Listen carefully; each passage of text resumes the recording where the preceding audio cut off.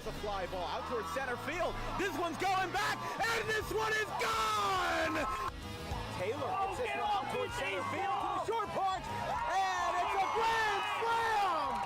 That's a floater, out to short. And it's booted off the shortstop's glove! Just like they drew it from Hollywood. Caladros, the 3-2. Swing and a miss! And the Audubon Green Wave have upset the Kingsway Dragons!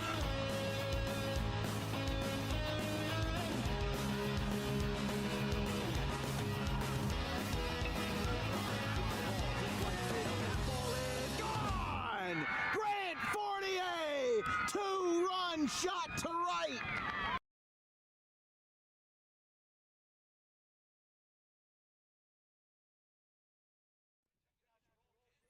All right, ladies and gentlemen, boys and girls, it's 76 degrees here from Clearview Regional High School for the impromptu/official opening day of South Jersey baseball. I'm Dan Wilkins, joined by Donna Wilkins on the production for this afternoon's contest in the Tri-County Royal Division between the Williamstown Braves and the Clearview Pioneers. You know it's baseball season when it's 70 degrees and there's an imminent threat of rain. That's what happened last year on opening day. It was supposed to be a beautiful day, but rain came in and spoiled the parade for about 90% of the teams in the state. Now, of course, our opening day was last Tuesday. Millville played Pittman over at Joe Lang Field, and that's when games started to officially count in the record books. However, this is the day that 90 to 95% of the teams in South Jersey are starting their season. We had a couple of outliers in Vineland and Cumberland and in a couple of teams who played over the weekend, but for a good chunk of South Jersey, this is the starting point for their 2025 campaigns. And of course, we're already a week into the season for some of these teams. Some of the teams in the Tri-County Royal have already played a couple of games, and some of the teams in the Tri-County have played as many as 4 going into opening day. So it'll be interesting to see how these two square it out as both teams are in their first game of the 2025 season. Williamstown and Clearview both got off to slow starts last year. Both of them started with 0-3 records. Williamstown started 0-5, Clearview started 0-4. And for Williamstown, just a couple years removed from a South Jersey Group 4 sectional championship appearance versus Clearview, it's been a different couple of years for Jim Slade. He was 21-4 in 2021, and he's only won 12 games in the last 2 years. And these teams only won 1 game, 1-9 in the Tri-County Royal. So it'll be interesting how Williamstown, a very young team that's looking to hit the reset button in 2025, fares against one of South Jersey's upset stories from last year. Clearview got off the ground late with Coach Core in his first season with the Green and Gold. They started out slow, but then made the 6th seed in South Jersey Group 3, had Highland down in a mercy rule, and beat Mainland on the road to set up a semifinal between a 6 and 7 seed. So it'll be a good matchup here. 2 young head coaches with different philosophies ready to go. Clearview is starting Tyler Dell, the right-hander. Meanwhile, Williamstown gets Gloucester Catholic transfer Jimmy Gallagher on the hill for this Tri-County Royal tilt. Again, I'm Dan Wilkins, joined by Donna on the call today, here on a beautiful Monday afternoon. It's not going to be so beautiful at 8 or 9 o'clock tonight, but we'll be out of here by then. We'll be right back, and we'll introduce our starting lineups and our starting pitchers in just a moment.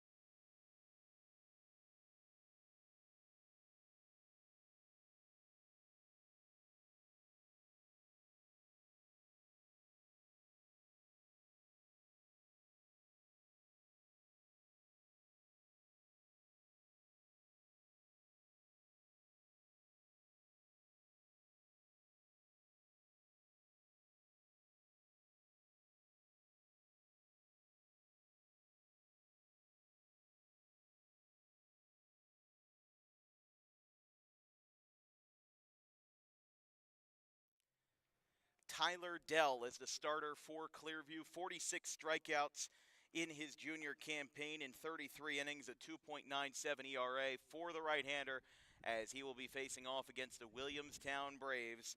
led off by the right fielder Caleb Lopez. The 2025 season is almost ready to go here in South Jersey as Tyler Dell faces the blue and white of Williamstown. Williamstown 6-17 last year. Clearview 15-11-1. Williamstown missed the playoffs in 2024 in Group 4 competition. Meanwhile, Clearview made it to the semifinals of South Jersey Group 3. Clearview in the green and gold from the famous bog in Mullica Hill. First pitch is a foul ball back behind the plate, and we're underway. Of course, not our first pitch of 2025, but the first pitch for both of these teams going into this contest. This has been a weird start to the season. We've basically covered 6 different opening days. We had Millville Pittman on Tuesday, Mapleshade Bordentown on Wednesday, and Vineland Cumberland on Thursday. All of those were the opening day for those 6 respective teams. So it felt like we were kind of hopping around in a time portal and we didn't really know which was the opening day. But everybody's kind of starting at a different time this year as Lopez grounds it down the first base line. It's picked up by Jurgen, and there's 1 up, 1 down for the Braves. And Aiden Davidson will bat. Let's take a look at that starting lineup for the Braves, brought to you by Harper Driving School. For Jim Slade, opening his 5th season of managerial experience, it's Lopez in right field, Aiden Davidson in center, Drew Craig at second base, Braden Kearney takes the cleanup spot at first base. You've got Doug Pissarro in left field, Ryan Walker at the DH hitting for the pitcher Gallagher, Marco Colbert at shortstop, behind the dish, Jake Manganello, and then you've got Noah Romero at third base, closing it out for the Braves. Ball outside on the first pitch to the left-hander Davidson. Dell kicks and delivers. This one is behind on the fastball and fouled into the Gloucester County Forestry. Dell, as a hitter, did quite well for himself. I mean, he is the epitome of a utility man, career .280 hitter at the dish. He has walked an impressive 49 times, including 20 as a junior. In 2024, he opened up his campaign with 2 innings of 4-hit ball versus Rancocas Valley. This one is also fouled back, should be 1-2 now.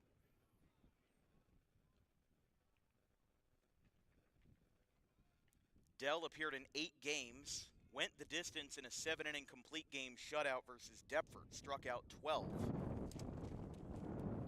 And also struck out 11 in an early May matchup versus Pennsville.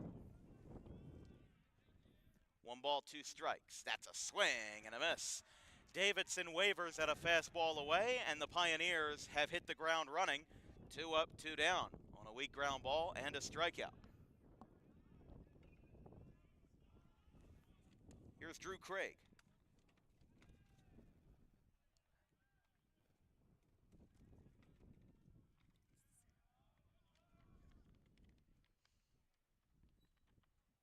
Here's Craig.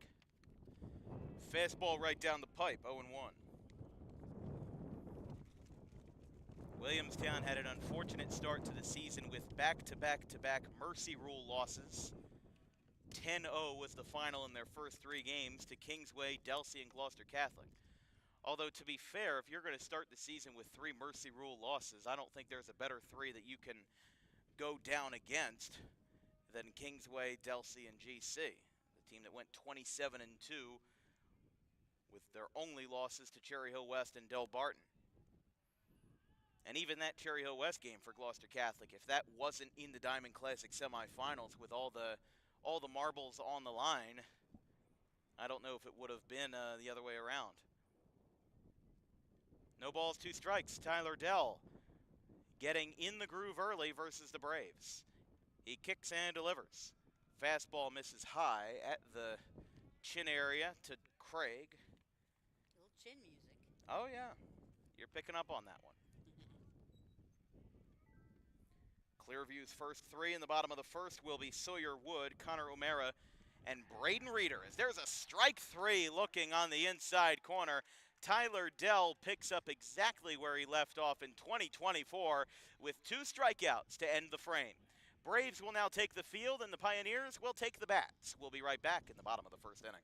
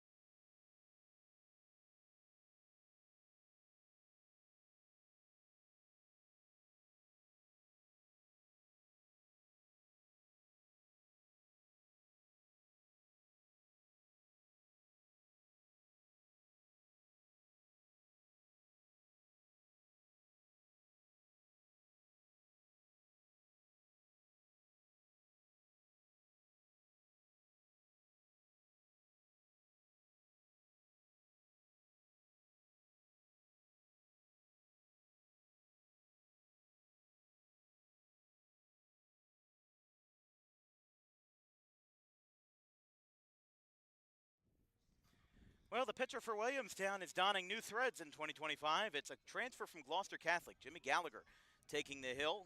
Let's take a look at what he's got lined up for number 33. He gets the opening day start for Jim Slade and the Braves.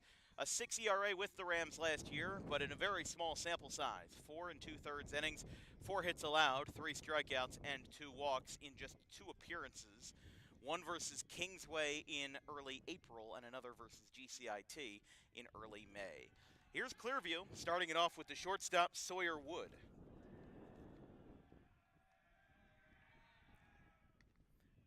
Beautiful pitch there from Gallagher at strike one.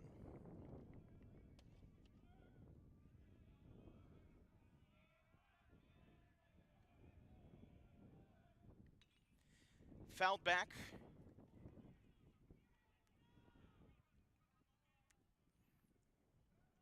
Wood, O'Mara, and Reeder.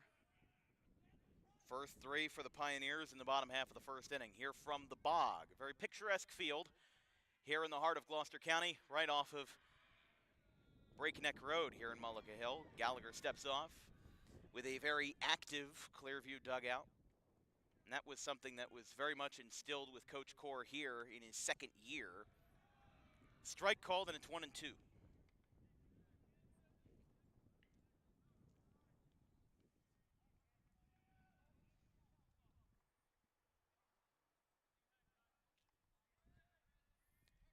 Gallagher in the blue and white as opposed to the maroon and gold. Steps and delivers with the 1-2. Line drive, right center field. There's a base hit. This one will not split the gap. It's picked up by Lopez. And Sawyer Wood reaches base with a leadoff single. I just love that kind of piece of hitting. It is an excellent kind of common denominator to start an inning, start a ball game on the right foot, and get this Clearview dugout fired up. I mean, they could be down 9-0 and they'd still be fired up. So I really like what Williamstown is up against. They're facing some really good competition here on opening day. And it is O'Mara who pulls back on the bunt, 0-1. Clearview last year graduated Matt DeSimone, who batted over .410 as a senior, AJ Palumbo, and Chris Wolf, who threw a shutout as a starter in the South Jersey Group 3 first-round win over Highland. We were here for that with Chris Baker on the call, back when I had to run back to my high school to go to my project memorial presentation back in May of last year. It's 1-1 to O'Mara. Clearview last year 15-11-1, came into the playoffs as a 6th seed, beat Highland 13-3, and a ground ball over the middle. Not able to get stopped. It's into center field.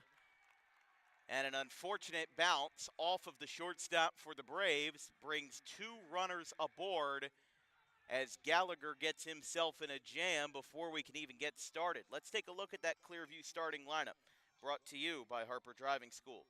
You just saw Sawyer Wood, the shortstop, and a base hit from Connor O'Mara to center field. Braden Reeder is the third baseman, the commit to Jefferson. He bats third. Pat Jurgen is the first baseman batting cleanup. You've got Tyler Dell, the pitcher in DH, batting in the 5 slot. Ian Markison bats 6th behind the dish. Ryan Batista in center field. Dom Abate in left. And Connor Zwan at second base. They say that Reeder did go around that time.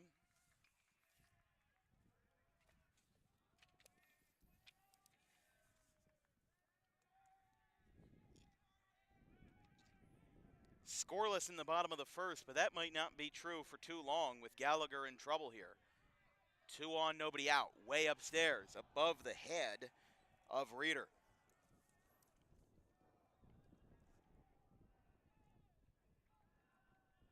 Williamstown certainly went the distance in terms of their preseason travel. They played 10 scrimmages, including a handful in Myrtle Beach. Hope it's not Murder Beach. Yeah, no. I don't have bail money. I think that's a spinoff of 90210, but it's inside to Reeder. But they went undefeated. Williamstown went 10-0 in their scrimmages. But of course, that's not what shows up in the score box. And that will be high. You wonder if Manganello is going to come out after this at-bat to talk to him, because definitely being a Gloucester Catholic product, you know, joining this new program and now having a little bit of your first taste of maybe a taste of reality could be a little bit jarring at first. And he just threw that one way up and in. The Clearview dugout is elated on the top step, and the bases are loaded with 2 singles and a rather uncontested walk. And Manganello is going to walk Gallagher back to the mound and talk things over. Wonder if a pitching coach might come out and get a charged mound visit. I mean, it's early. You might give him a little bit of time to try to settle down. I agree. I think that, like I said, Gallagher, his first appearance with Williamstown after transferring in his own division to Gloucester Catholic, it's certainly an interesting move. I don't know the exact reason why Gallagher transferred. There's a handful of them all throughout South Jersey every year, but of course transferring from a powerhouse year in and year out program like GC. There's a base hit in the left field. Pat Jurgen gonna get Clearview on the board. Throw to the plate will hold the runner at third. Everybody moves up 90 feet. Pat Jurgen RBI single, 1-0 Pioneers. That is an excellent way by Pat Jurgen to disrupt any momentum that Gallagher might have regained from that mound visit. First pitch swinging, hit it the other way. I mean, obviously Gallagher's intent with the mound visit along with Manganello was to slow things down. Well, guess what? They just restarted the entire cycle by hitting that out to left on the first pitch. Batter number 5, and the first pitch is a off speed that catches the zone.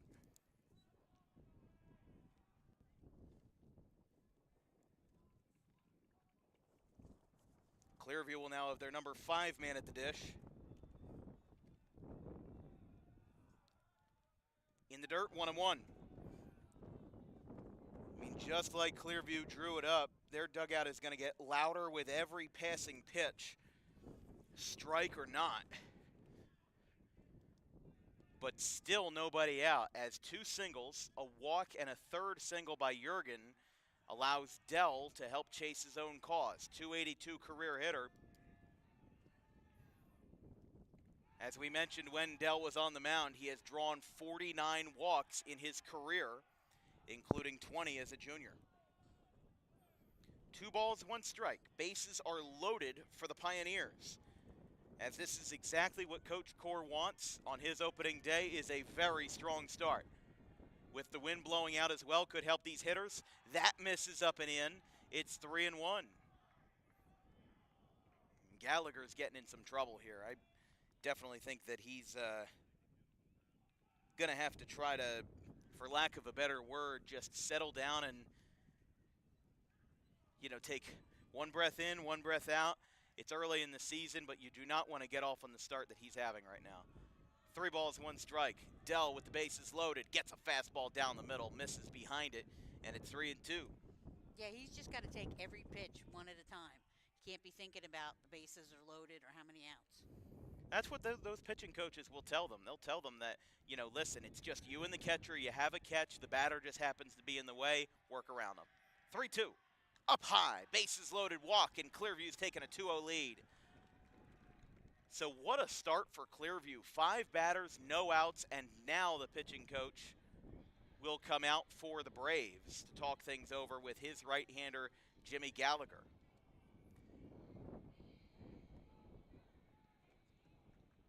Williamstown did not return that much talent from last year.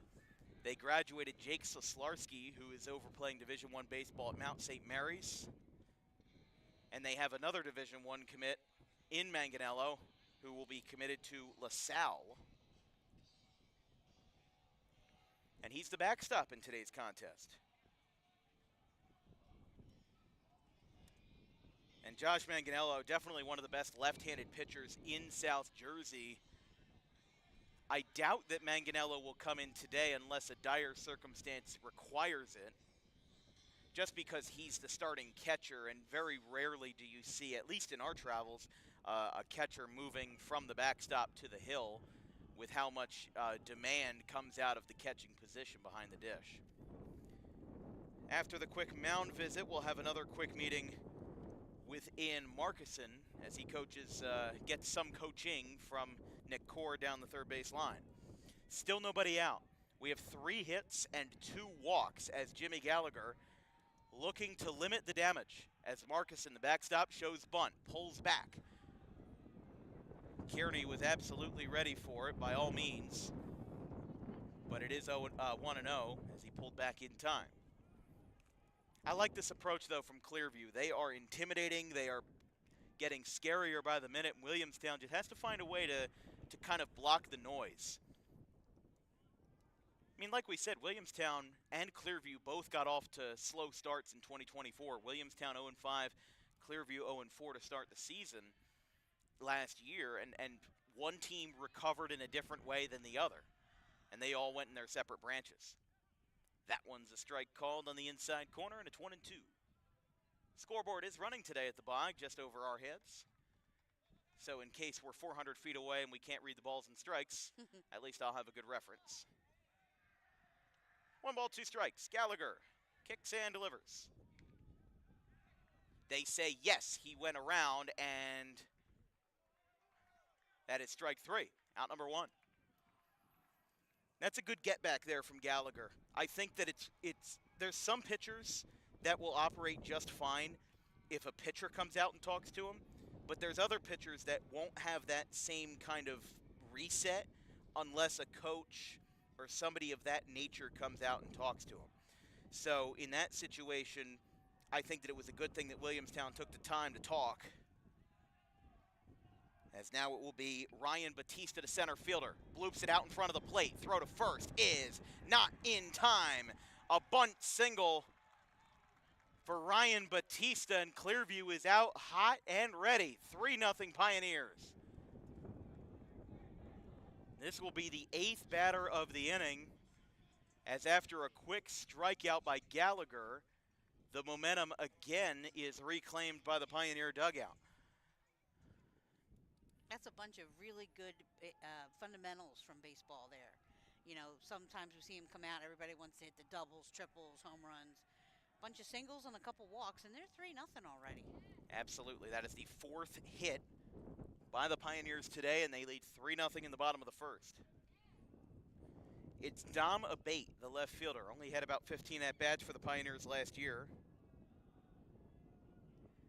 but a utility man who can play almost any position. 2 for 17, 4 walks, 118 average. Another bunt. Gallagher shovels to the plate. They get him there, and everybody will move up 90 feet. So the bases stay loaded, and that's out number 2, as Clearview taking a page out of Woodstown's book for Connor Zwan now, the second baseman. Zwan is the cousin of somebody I went to high school with, Chase Hoff. He was talking to me about it a couple months ago, and of course, Zwan was a big part of Clearview last year. You know, we talk about how the bottom of the order means just as much to any program as the top half of the order. On opening day with Millville and Pittman, the 7, 8, and 9 hitters had 4 of the 6 runs scored. 4 of the 6 RBIs, that is, for the Thunderbolts when they beat Pittman last Tuesday. Gallagher gets back into it with a strike called on Zwan. But a very impressive start in the first inning.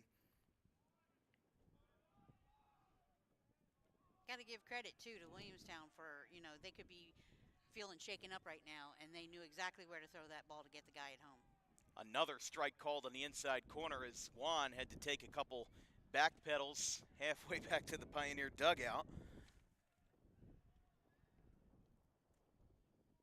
As the Pioneers lead the Braves 3-0.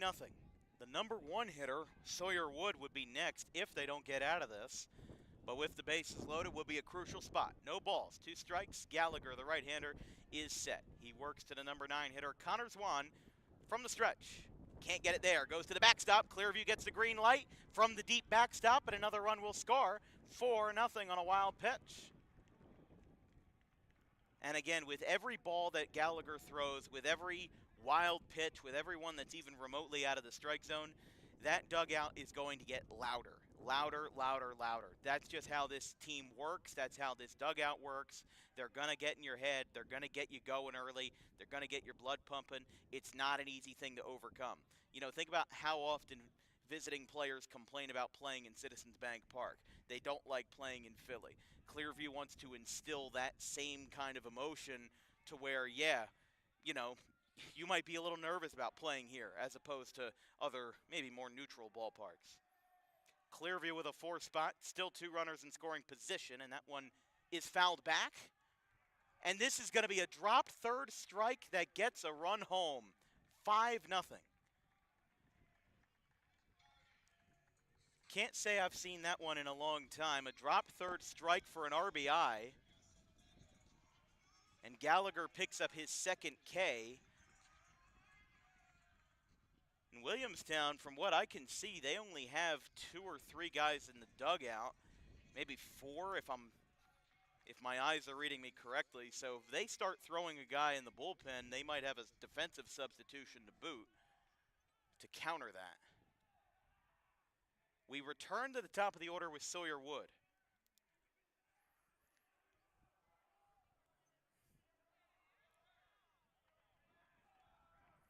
Wood singled in his first at-bat.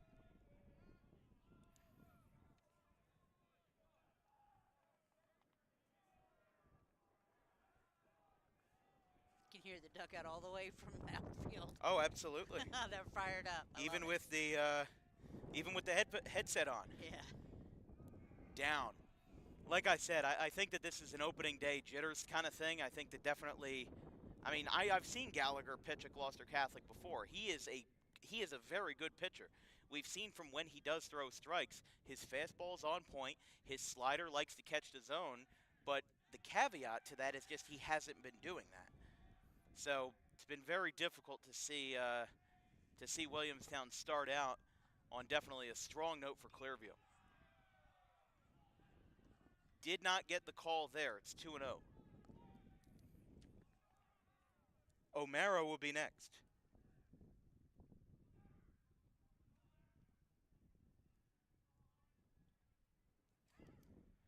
Tenth batter of the first inning for Clearview. They have put up 4 hits, all singles, and a handful of bunts to go with it. Couldn't get it there.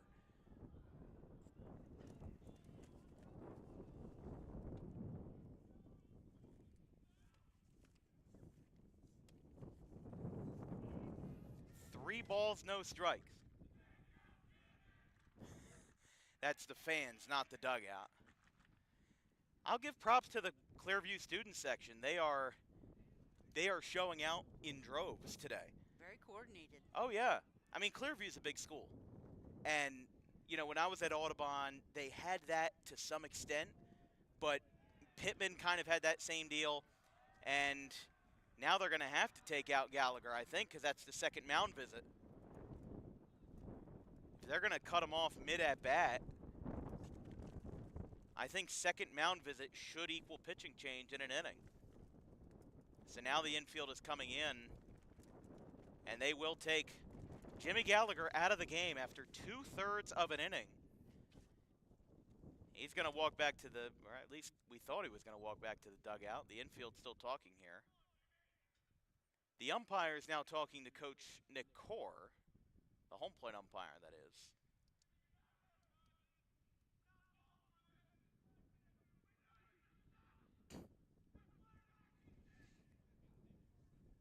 There's another coach out there. There's a gentleman in green and gold that is walking out, I would assume in Clearview colors, to the Williamstown infield.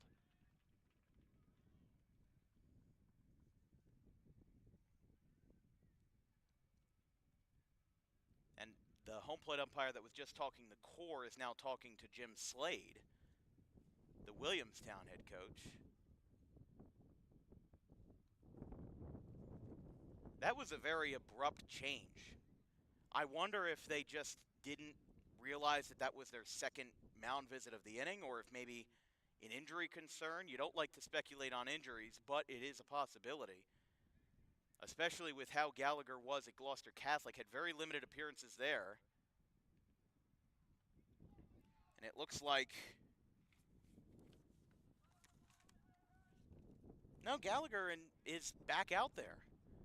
But I was still very confused why the gentleman from Clearview in that gray, green, and gold polo, he's still out there talking to the umpires, unless he might be the athletic trainer, if I had to guess. So this very well could be an injury concern for Mr. Gallagher, entering his first season with the Braves after 6 innings at Gloucester Catholic last year. At a very limited sample size, had an ERA of 6 in 2 appearances versus Kingsway and GCIT in 2024. But a stoppage here as Clearview leads Williamstown 5-0. We'll stay on the air because we don't know what the current situation is. Like I said, the gentleman in the gray polo, I would assume that's the athletic trainer. The only other thing I could think of is maybe he's complaining about the mound conditions. Could be that as well. This field was built about 10-ish years ago. The field behind us that is now the JV field was originally the varsity field. Now, the thing about Jimmy Gallagher is that he pitched at Gloucester Catholic, and if you know anything about Gloucester Catholic, the mound over there is, you'll hear Gloucester Catholic people themselves say it's atrocious. It is basically like you're throwing off a flat mound. So the velocity is actually lessened for some Gloucester Catholic pitchers because the mound is so low. Now, there is another arm returning from the dugout, a left-hander it looks like. So I think that Gallagher's day might be done. He's walking out there now. It's number 13 it looks like. Can't tell what number that is. He has that's number 13.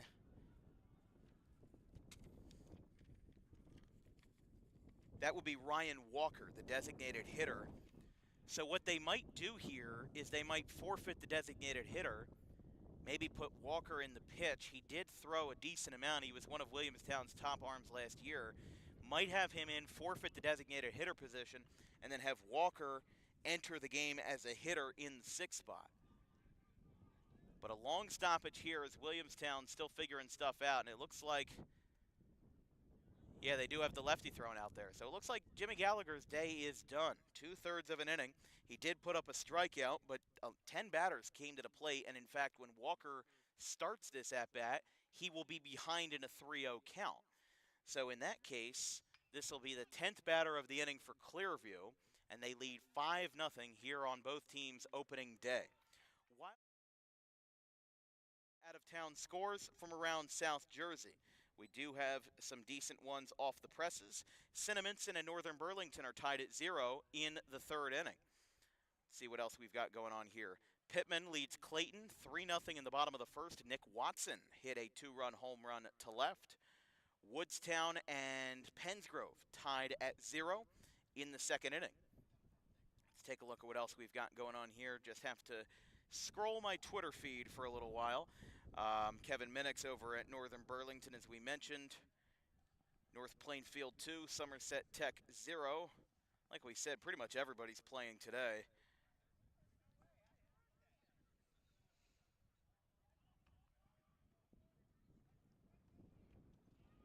And of course, the Phillies and Rockies are tied at 0-0 in the 5th inning. We'll see how long that lasts. So Sawyerwood is at the plate. It's a 3-0 count, and Walker takes over for Gallagher in the middle of the at-bat. 2 runners are on, though, and the 3-0 is outside. And how about that for the rare 1-pitch walk? So this will bring up O'Mara. Bases are loaded again for the Pioneers.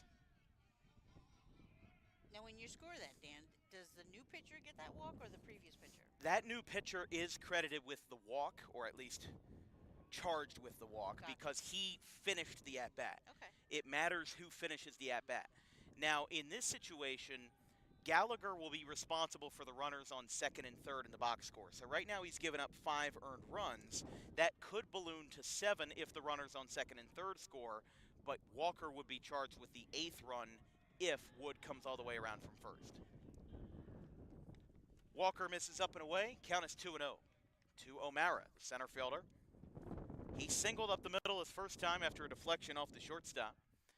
Williamstown went down in order, 1, 2, 3 in the top half of the first inning. Feels like a long time ago, but bases are loaded with a 5-0 Clearview lead as the Braves look to regain control. Outside there, 3-0. That's really going to kill them if they walk in another run. I mean, that getting a run home against you is already kind of an emotion killer, but walking in a bases loaded run is never easy. That's a gut check. That one missed, and a 4-pitch walk does bring home the 6th run, charged to Gallagher, and here's Reeder.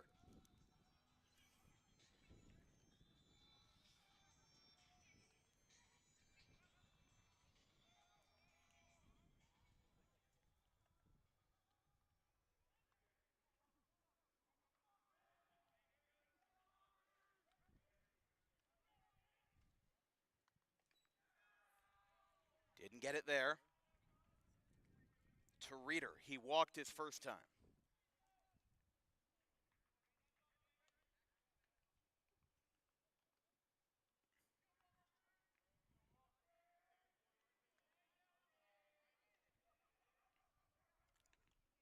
Outside. I think it also helps this umpire is really not giving Williamstown any favors.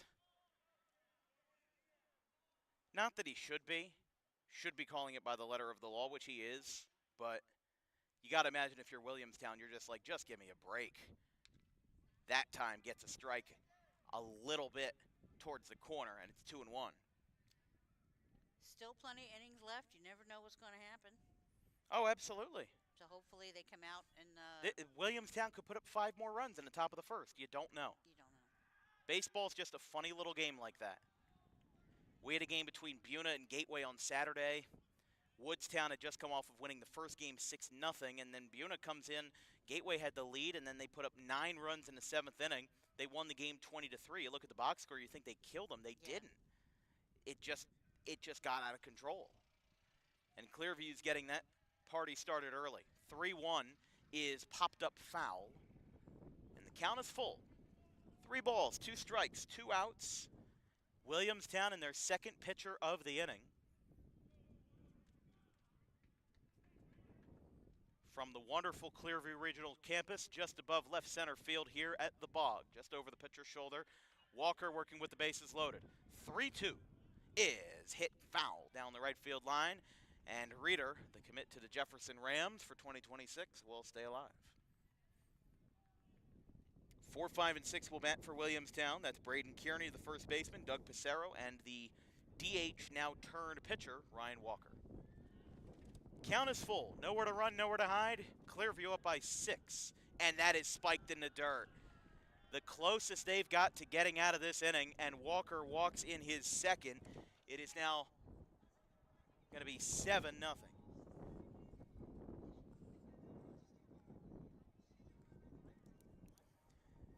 So Reeder walks for the second time this inning. It will be batter number 13 in Pat Jurgen.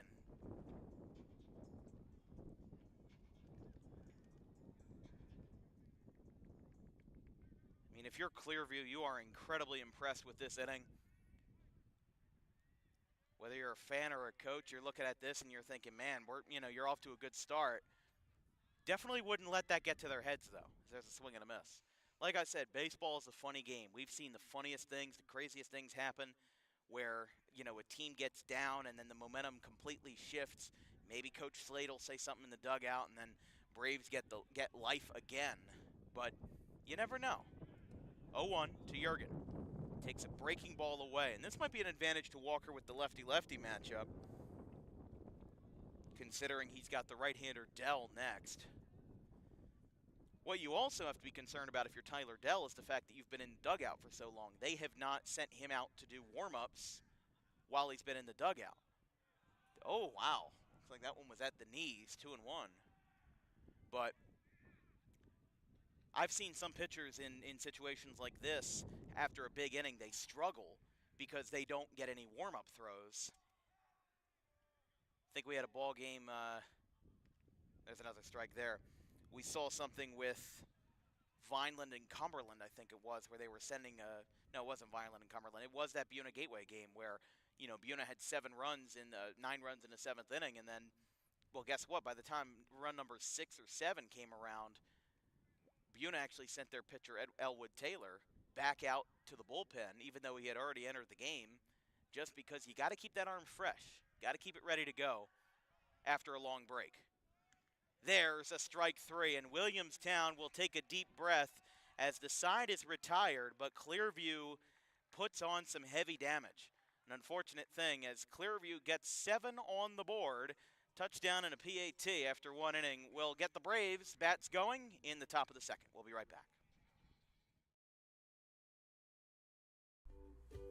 In life, the road ahead is full of possibilities, but to navigate it safely, you need the right skills. Harper Driving School is the premier driving school serving Gloucester, Salem, and Camden counties.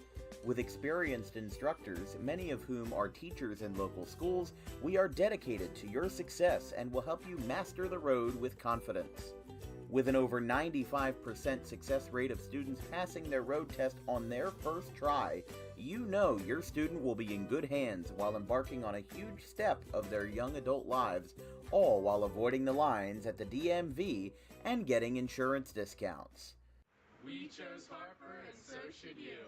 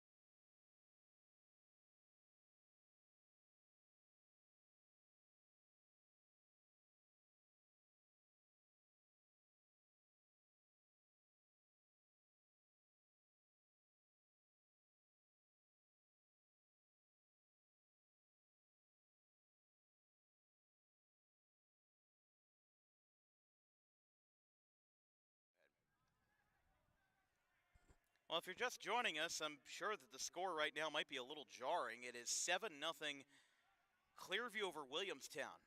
Jimmy Gallagher exits early due to an apparent injury, and Walker came in to relieve him. So now Williamstown looking for a hard reset.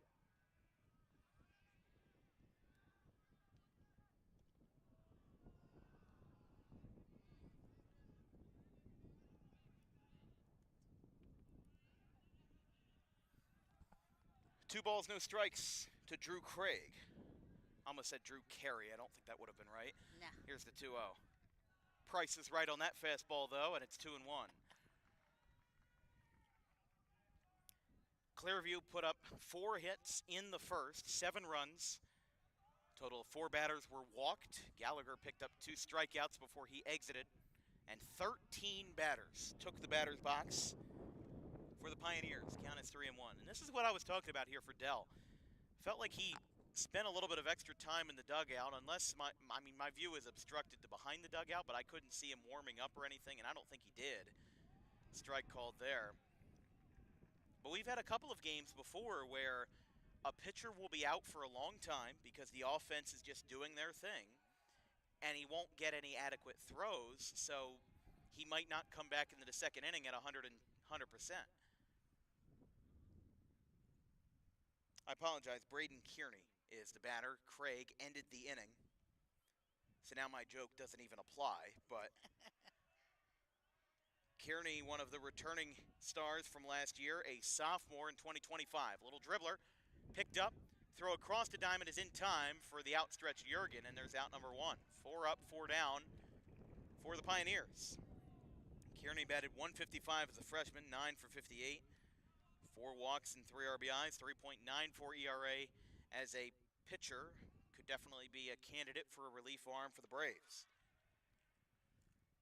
Now here is Doug Pissarro. 4, 5, and 6. Walker, the left-hander, will follow. First pitch. Did not get the call, 1-0.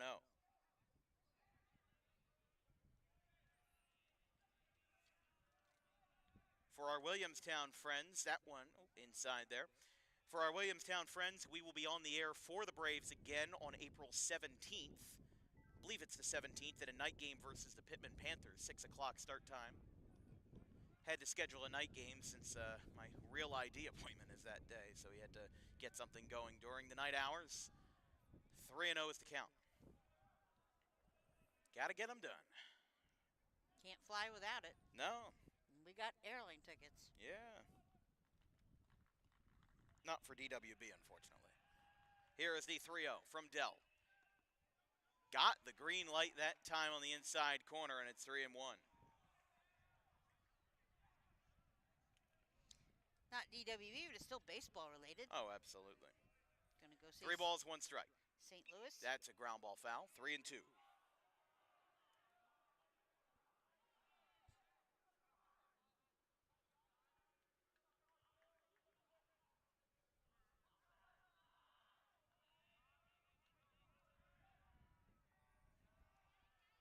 Working the count full. That one is way high. Goes to the backstop. With the large backstop there, the runner turns and holds at first. That's something that you don't really think about because the camera angle doesn't really do it justice for how deep and sloped down that backstop is.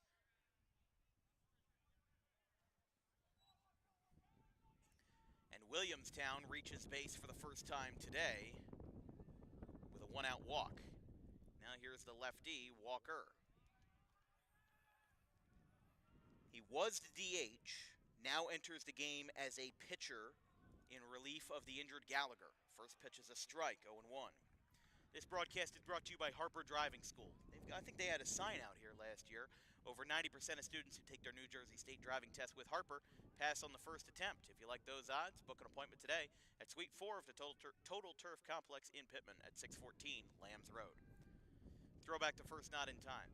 And also, if you're a small business owner interested in advertising with Dan Wilkins Broadcasting, LLC, all commercials you see on today's broadcast are filmed, edited, recorded, and produced by our wonderful crew. You can send us an email with an advertising inquiry at thedanwilkinsshow@gmail.com. That's also in the description of this YouTube video. And we'll send you a flyer with information on how to get involved in front of over 100,000 annual viewers on YouTube and over 5,000 followers all across our social media platforms.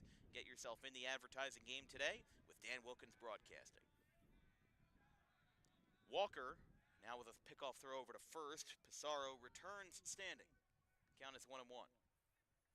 Some clouds rolling in from the left field side, hovering over the football field at Clearview. Rain is expected later tonight, but when the rain will start is a little bit ambiguous. That's a swing and a miss there. Ball did get away from, their backstop, Markison, but it is 1-2. Dell trying to get back into a groove and trying to avoid the mistakes of pitchers before him after a big offensive outburst with 7 runs plated by the Pioneers. 1-2 from Dell from the stretch outside at the letters. Mario Colbert, the shortstop, will be next in the 7 position. Some decent crowds here at Clearview, packing the stands down the third and first base line and also joining us here in the outfield on a beautiful day. I mean, this is what I love about Clearview. We don't have to get on a scissor lift to get this kind of view. This is just what makes it perfect. There's a ground ball. That will be shot in between third and short. Throw to second for 1. On to first. It's away. It'll go to the first base fence. Getting down to second will be Walker.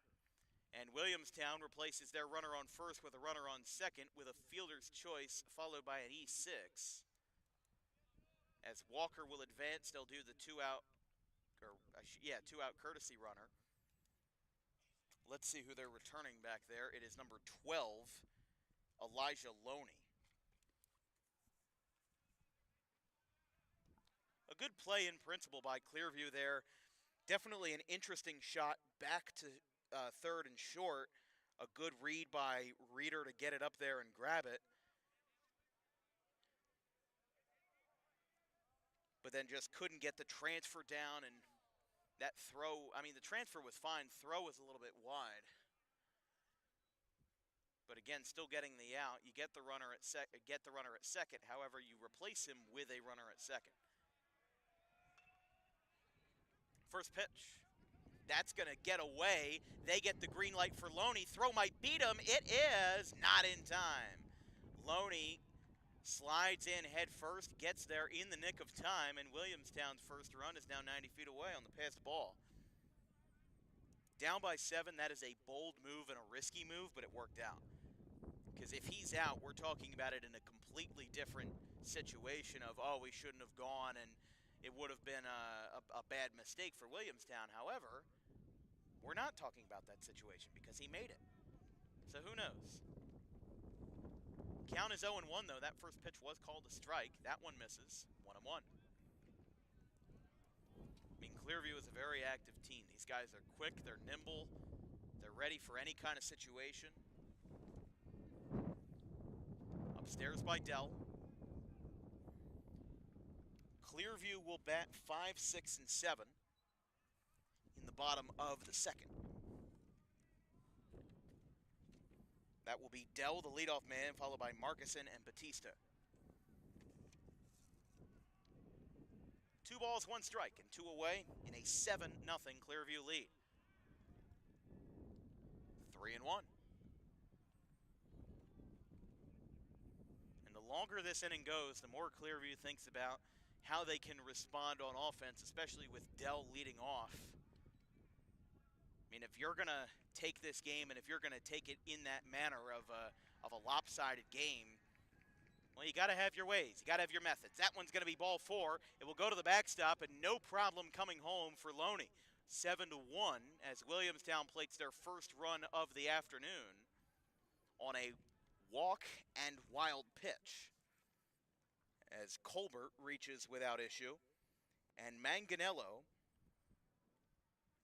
primarily a left-handed pitcher, but coming in as the backstop in today's game, the left-hander committed to LaSalle.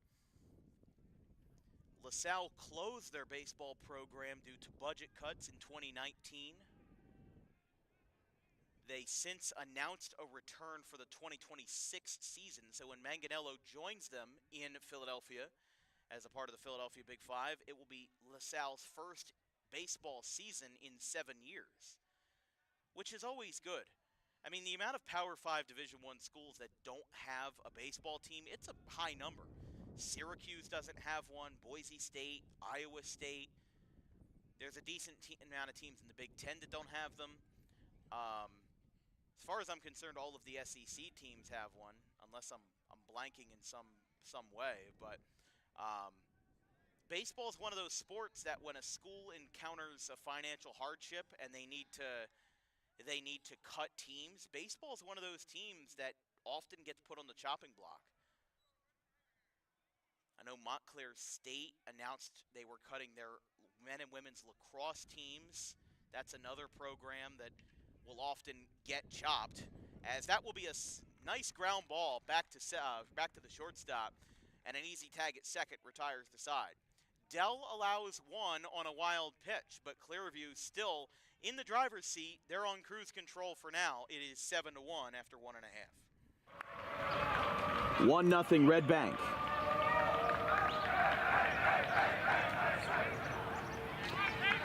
Now here is Al D'Elia.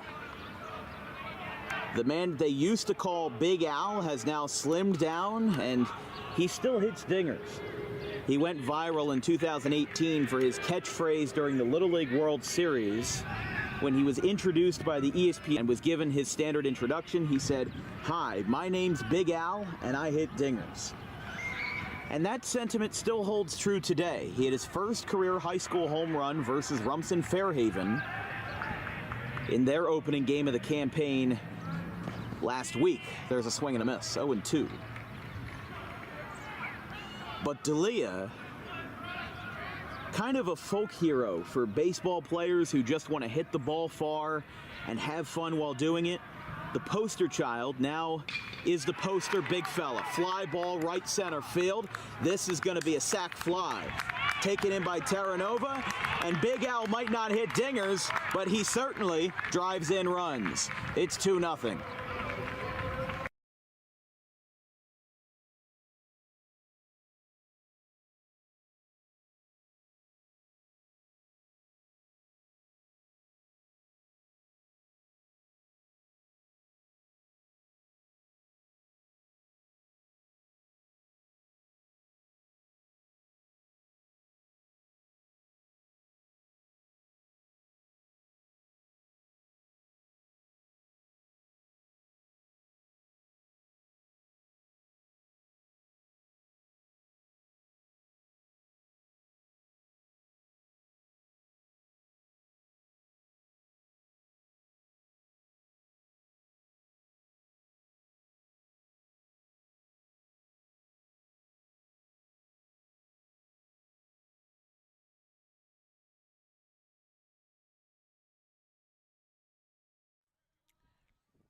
Bottom of the second inning. We are already 52 minutes into this contest, and it's the second inning. How about it? Walker delivers a first pitch upstairs to Tyler Dell. Williamstown got one run on the board on a wild pitch. However, nothing further across the plate. 5, 6, and 7 for Clearview. Dell, Markison, and Batista. Dell walked, came around to score his first time. Swing and a miss there. 1-1.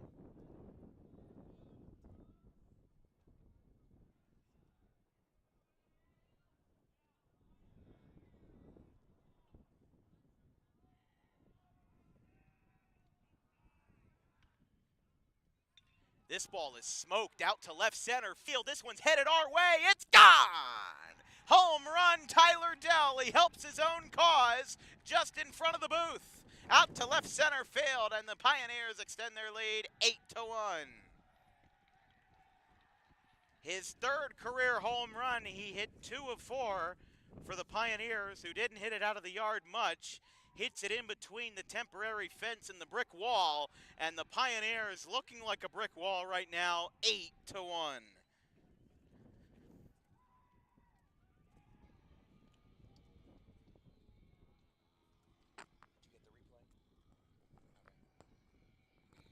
How about it?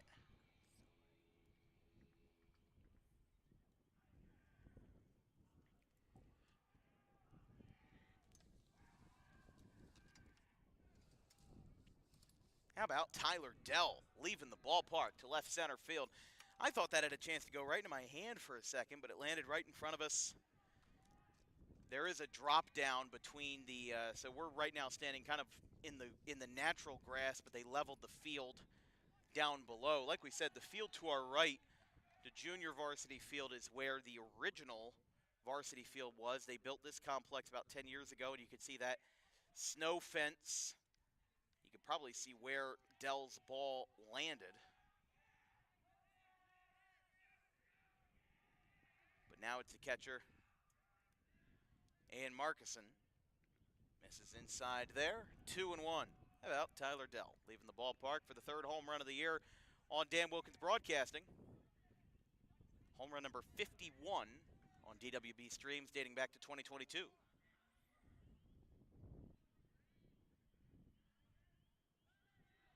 You'd be surprised for a pitcher-friendly park. I'm surprised more balls haven't left the yard. There's a high pop-up. This one might touch lower orbit. It's out to the catcher, and Manganello drops it. Foul ball. And he will return to the batter's box with a 2-2 count.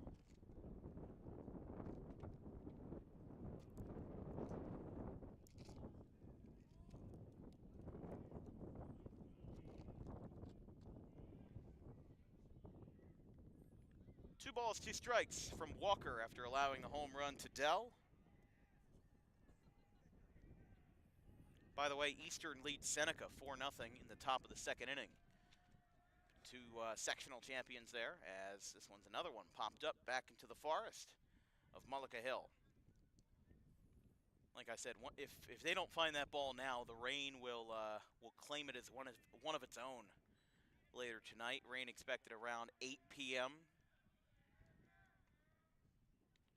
With that being mentioned, because of the imminent threat of rain, unless this game ends early, as in a mercy rule, we will not have post-game interviews.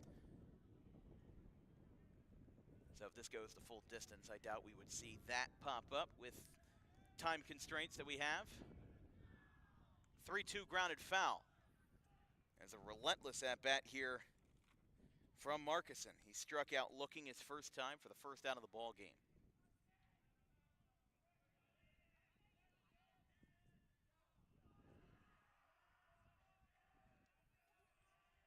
Walker ready. Kicks and delivers the 3-2. It's down for ball 4.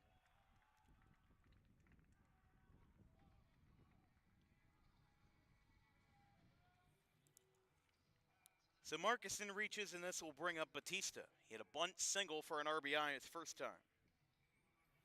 By the way, Drew Keefe just hit a grand slam for Pittman. They lead 8-0 over Clayton. And over in the BCSL, it is still a scoreless pitcher's duel. Cinnaminson and Northern Burlington tied 0-0.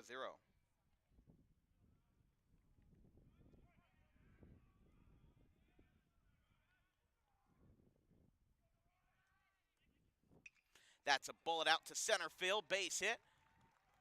Picked up in center. And the Pioneers picking up where they left off. The home run, the walk, and another single by Batista. Still nobody out as a bait will grab a bat.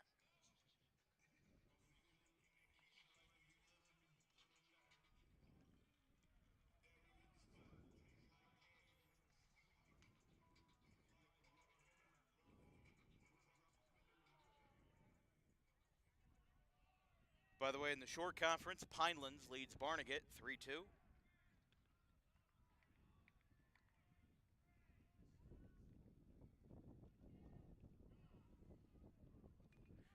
Little bunt, third base side, it will trail foul with some hops down there in the infield.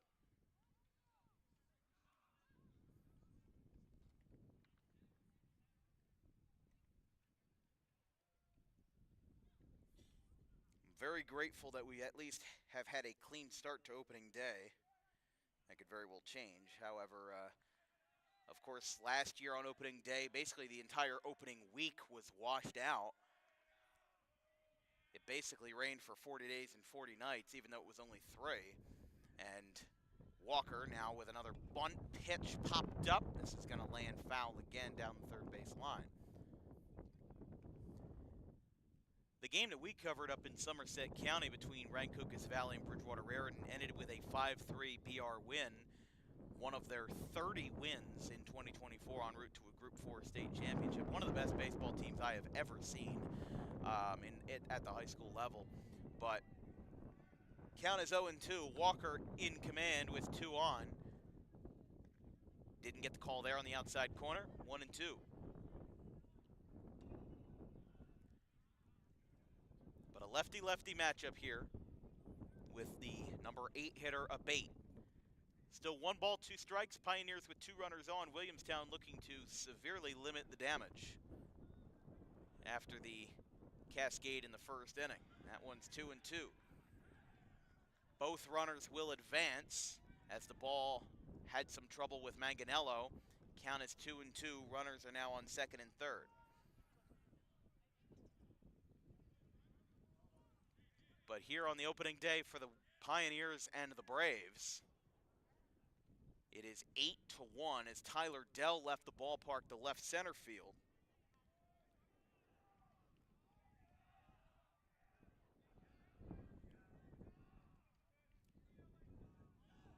Here's the 2-2. This one is laced out towards left center field. This will be caught in center. Runner tags. Here comes the throw. It's on a good line, but it will be cut off at third base. And the Pioneers tack on their second run of the second, and that's looks like out number 1 there on a sacrifice fly. It is 9-1.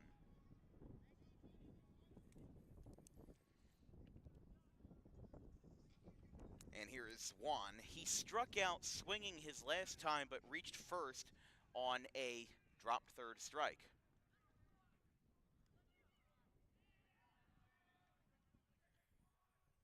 Juan, the number 9 hitter, like we said, brought home a run on the drop third strike. Early on the fastball, 0-1. Don't forget, tomorrow we'll be on the air for some Olympic Conference baseball between the Shawnee Renegades and the Cherry Hill West Lions. 4 o'clock first pitch, actually 3:45 first pitch over at Cherry Hill West at the Tom Trotman Field. Strike called there, 0-2. And then on Wednesday we'll get... Lineup turns over for Wood. So back-to-back outs for Williamstown. A sac fly to center, now a strikeout swinging by Swan. Wood in his third at-bat of the day. Misses high, runner goes down to third, throw stays in. But he does advance on the stolen base down there. It is 1-0. Clearview with 7 runs in the bottom of the first inning. They have tacked on 2 more.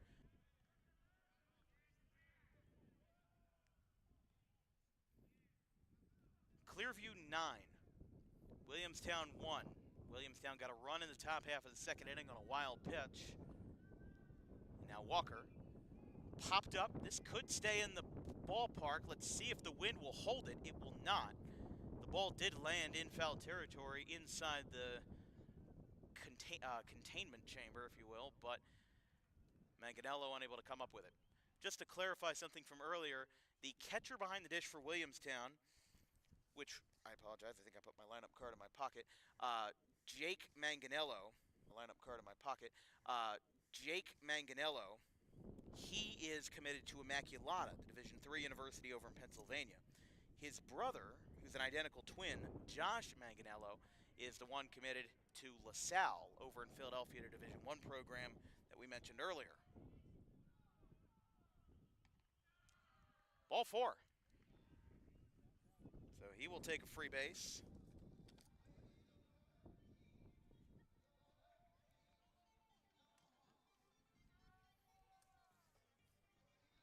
Wood walks for the second time today, and here's O'Mara. Single and a walk for him. And Coach Slade coming out again. They are going to call for the bullpen. They're going to have a right-hander coming in. It looks like Walker's day is done. And Williamstown will change pitchers to get their third hand into the game. And the gentleman with the right-handed glove will come in. And it will be, looks like runners on the corners for the Pioneers as we've got a TWB pitching change. It is Williamstown 1, Clearview 9 in the second inning. Garden State Pet Center is an independently owned full-service pet store. Our specialty is promoting companionship between people and animals by providing the healthiest product choices available, including all-natural foods, supplements that support and relieve health issues, and innovative products for pet parents. Our goal is to provide our customers with a relaxing environment, and while we're not striving to be the biggest store on the East Coast, we're striving to be the best. No other pet store will make you feel at home like we do. At Garden State Pet Center, we view pets as members of the family. We don't believe in fast, high-pressure sales, but instead matching up the right pet with the right owners, as you are making a lifelong commitment. Together with our team members, we would like your visit to our store to be both enjoyable and educational. Simply drop in and take a look around. View the birds, reptiles, small animals, toys, food, cages, and miscellaneous items. Learn of the services we have to offer and decide for yourself if this is the store you'd like to call your home away from home. Victor Santucci, owner of Garden State Pet Center. Visit us today at 226 South Whitehorse Pike in Audubon, New Jersey. We're open 7 days a week for all of your pets' needs.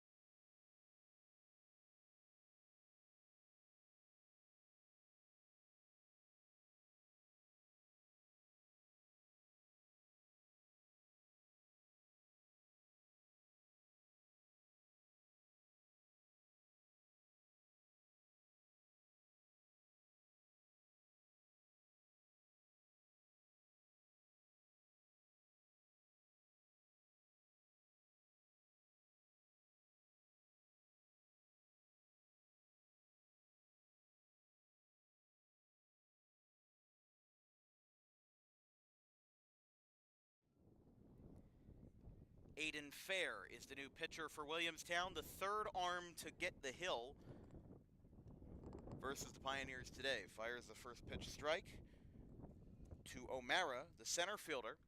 1 for 1, single and a walk to his credit today. Very good crowd forming here along the outfield fence here at Mullica Hill. Beautiful day for baseball. It is not going to be so beautiful in a couple of hours. However, we are here for now. We are here to stay. As that one gets a runner going, pump fake down to second, and he'll be in there safely.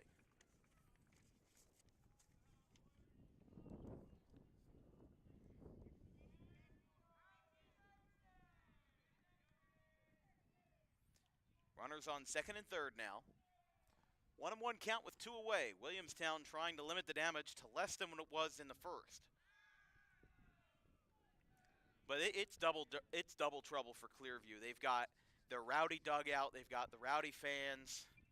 They're getting excited. First game of the season for both of these guys. Again, Williamstown came into this game looking like they were battle tested. I mean, 10 scrimmages, including a handful down in Myrtle Beach, went 10-0 in all of those scrimmages. Meanwhile, I mean, there were some teams that only played 2 scrimmages this year. Pittman, one of them.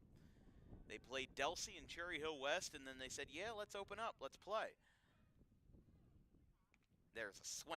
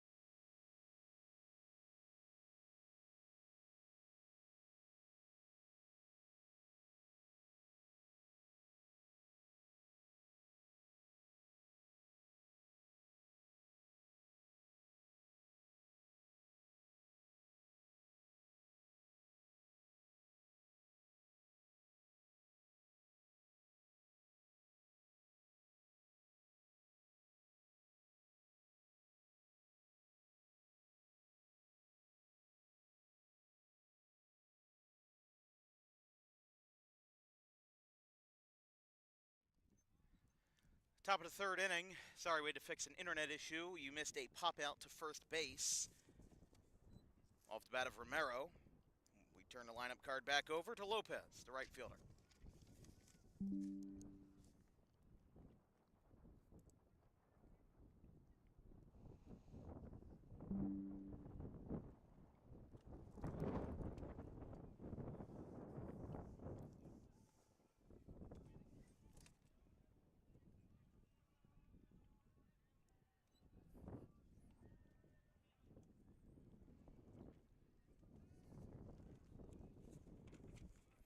Clearview put up 2 runs in the bottom half of the second inning.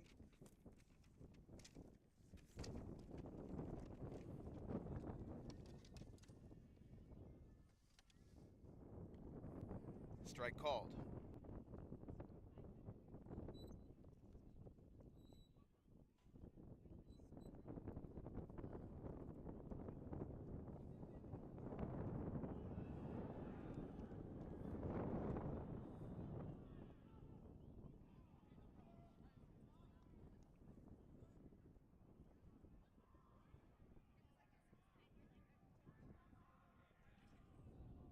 All right, looks like, no, we're still having some issues.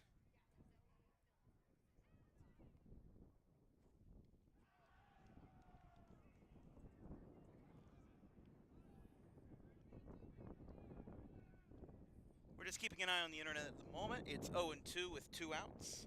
2 bars, 5G. 1-2.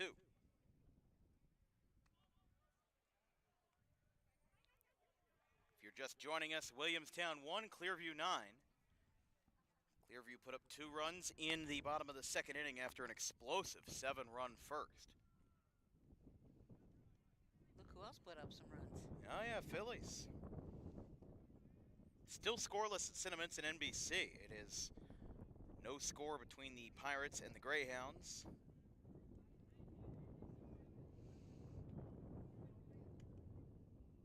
Schwarber had a 2-run home run, I see.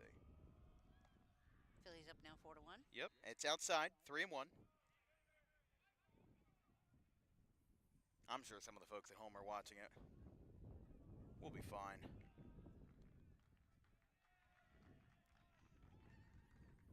So good at bat there by Williamstown. Draws the walk after being originally down in the count. And Davidson gets a free pass. It is interesting hearing the rowdy kind of intense basketball heckling and little banter back and forth. You usually don't hear that during a game. But the student section coming out in droves for a big school like Clearview, showing support for their teammates here on a Monday afternoon on a beautiful, beautiful spring day. And now finding an opportunity to have some fun while you're at it. That one is not in time on the pickoff attempt at first. Drew Craig is at the dish. He struck out swinging his first time to end the first inning.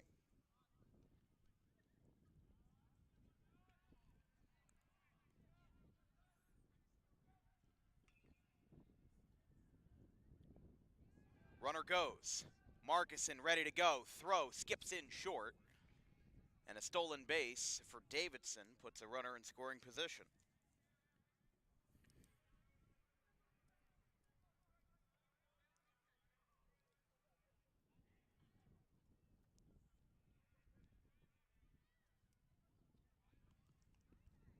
Count is 2-0.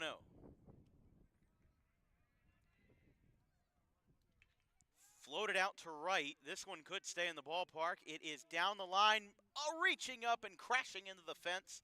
Couldn't make that catch. Very good effort there and almost a dangerous amount of effort. But he can't come up with it. Count is 2-1.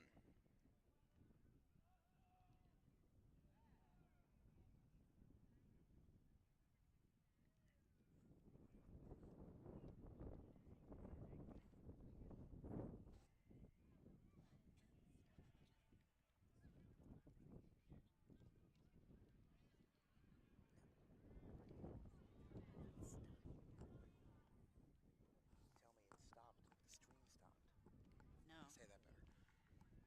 My bad. 3-1.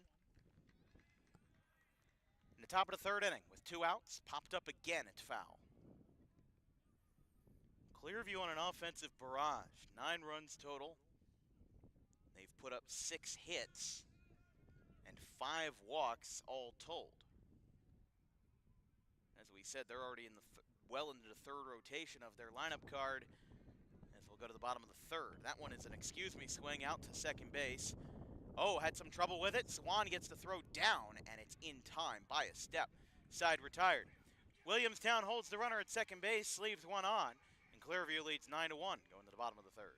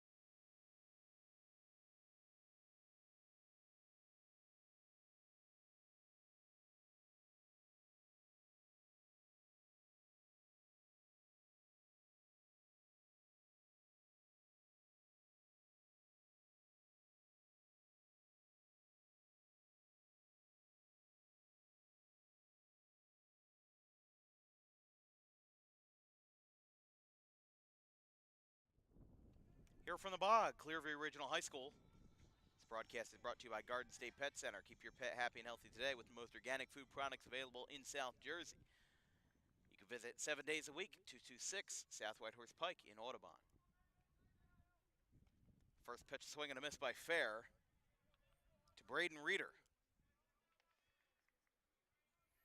Reeder, Jurgen, and Dell meet of the order for Clearview, 3, 4, and 5 for the Pioneers. After putting up 7 in the first 2, and Reeder swings and misses there. I mean, hey, Williamstown had a game of their own last year where they put up a big run in the first inning and then didn't end up going with a mercy rule. They played a game versus Deptford in May of last year. They put up 12 runs in the first inning, and the final score was 15-8, stayed within the 10-run rule. Of course, Williamstown won the South Jersey Group 4 sectional title back in 2015 under Coach Joe Smith, who coached the Braves up until 2020, as there's a swing and a miss. Reeder down on strikes, and now here is Jurgen, the first baseman. But Williamstown in the first year with Jim Slade, they went 21-4. They went all the way to the South Jersey Group 4 sectional final. They lost to Clearview 4-1 at this very field at the Bog. Just shows how time changes with these programs. There's some programs that are always going to contend year in and year out. They are always going to be good. They are always going to be successful. And then there's some programs that will have those flashes of success. They'll have a couple of setbacks and then try to recover and find a way to get back into the win column. Like we said, the reason why Jim Slade's overall coaching record here at Williamstown is 45-47, 21 of those 45 wins came in the first year. And then he's only won 12 games in the past 2 seasons. Now, I'm not saying that that's his fault. It's not. Sometimes you just don't have the guys for it, and these guys are looking for a reset in 2025. Getting themselves back into a groove is a big thing here. And this inning is going to be a bit of an exemplification of it. It's already 2-2 with 1 out. Already got the strikeout to Reeder. Now you've got Jurgen with the pitcher Dell on deck. And there's a swing and a miss. Fair seems to be turning the tide here as he's got back-to-back strikeouts of the Pioneers. And here is Dell. He went deep to left his first time.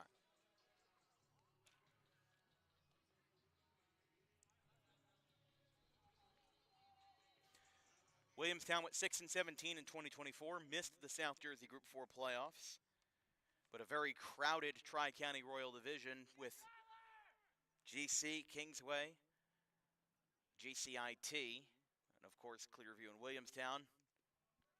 Saw the Braves finish last in the division with a 1-9 record in the division.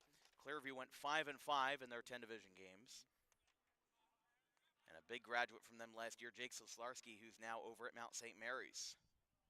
Ground ball, third base side. That will skip into left field, and Dell with his second hit of the day. It's a base hit to left. And Dell, after homering in the second, adds to his scorecard again with a 2-out single. A walk, a homer, and a single in his 3 at-bats in 3 innings.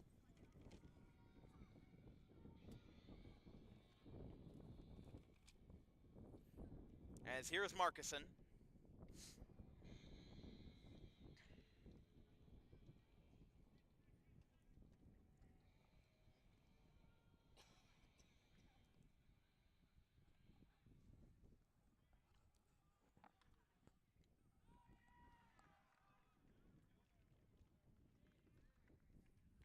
First pitch to Markison. Changeup gets him the miss. They're gonna back pick, and the throw is safe.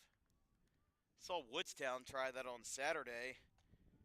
Sometimes it's a good idea, just sometimes it's not. By the way, Northern Burlington with the first run of the game. They get an RBI single in the top of the 6th inning, and they lead Cinnaminson 1-0.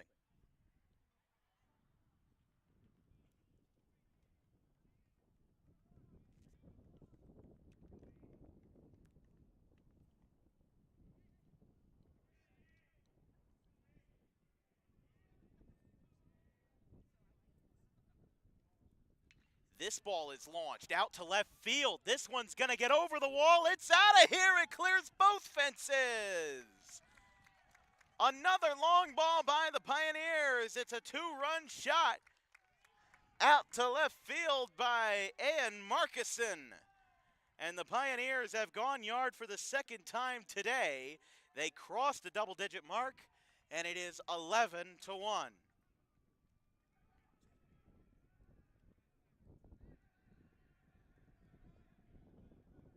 Ian Markison goes yard to left. That one almost went onto the JV field, as it not only cleared the first fence, it cleared the second fence, and it almost cleared a third. That ball was launched by the catcher, Markison. Home run number 4 on the year on Dan Wilkins Broadcasting, number 52.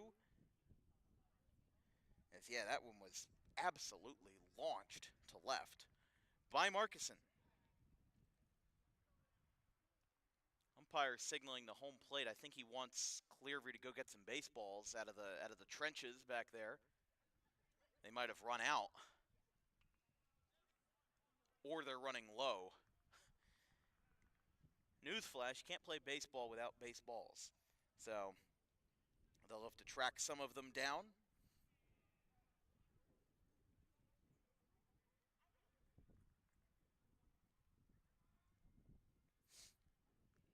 This ball's hit slicing down the left field line. It'll go out of play. Count is 2-1.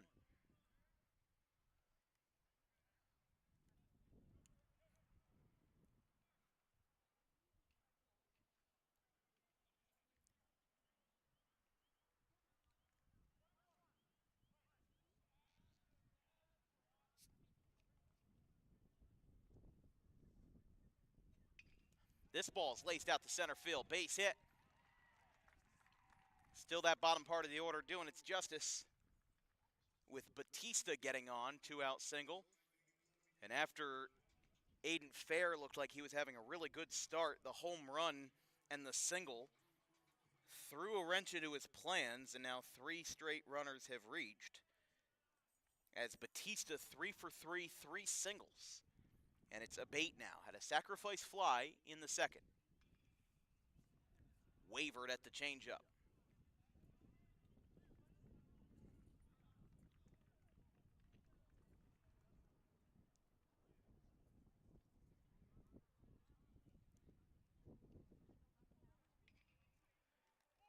That skips into right field.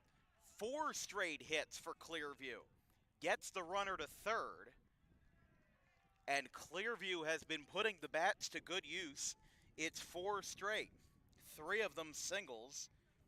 Batista now to third. And that brings up Zwan, who struck out twice.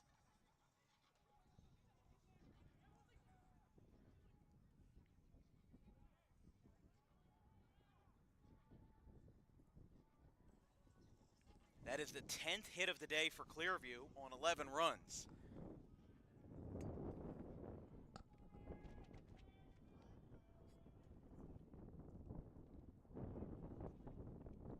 Wind picking up.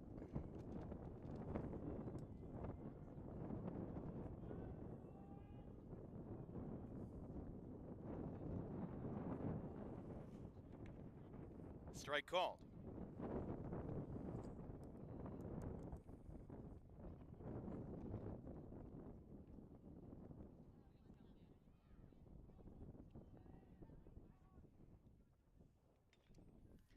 Looped in the left, base hit. 11-run game. Clearview adds on a third, and it is 12-1. As make that 5 straight hits off of Fair. Make that 11 hits. If it hasn't been a single, it's been a homer. Abate now down to second. Scoring was Batista. And you can make that 12-1 with Wood now at the dish.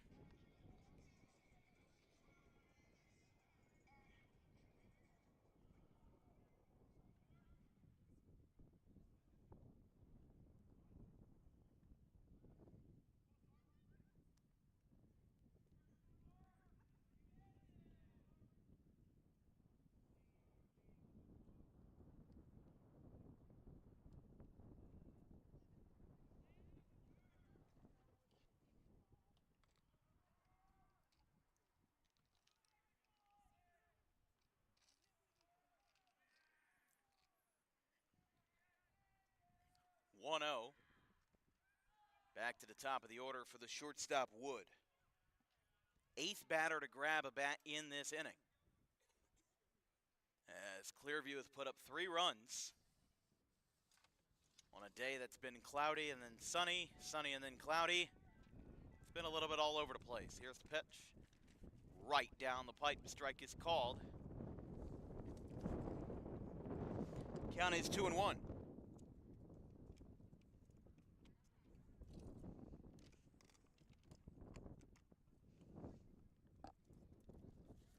Two one from Fair, misses high.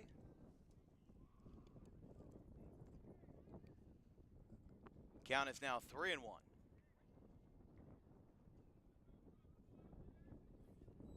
Williamstown 1, Clearview 12. Another strike called. 2 strikes now on Wood, the shortstop. He'll be followed by the center fielder O'Mara if the inning continues. Here on a beautiful day at Mullica Hill. Here's the pitch. Laced foul. Looked like that was headed out to center field, but our angle deceives us. And it's 3-2 with 2 down.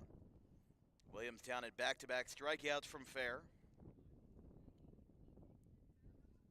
And then a single by Dell, home run by Markison, and 3 straight singles by Batista, Abate, and Zwan have put all runners on. Did not get the call. Just off the plate, and the bags are loaded for O'Mara, excuse me. That is the 3rd time Wood has walked. He has 1 single, and after that, 3 straight walks, including a second at-bat in the 1st inning. Here's O'Mara.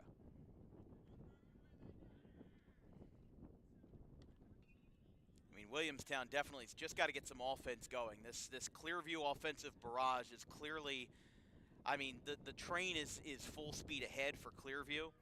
You just want Williamstown to get runs on the board. There's a line drive. Almost hit the bag, trickles into center field. 1 run comes in. Center fielder has trouble with it, and 2 runs will score. Clearview adds 4 and 5 of the 3rd.